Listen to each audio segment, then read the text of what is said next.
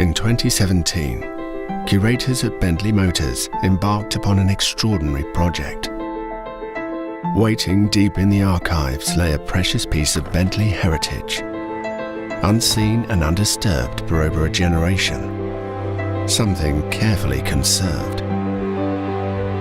In 1930, W.O. Bentley's ultimate expression of automotive engineering first took to the roads. Considered his finest grand tourer, the Bentley 8-litre. This triumph of engineering was also a celebration of craftsmanship, coach-built by H.J. Mulliner. As we enter our 100th year, we pay homage to our founder and to this exceptional car with the Mulsanne W.O. edition by Mulliner.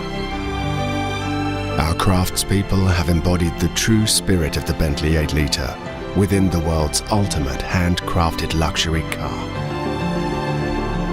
Inspired by Bentley's legacy, showcased by Mulliner, and numbering just 100.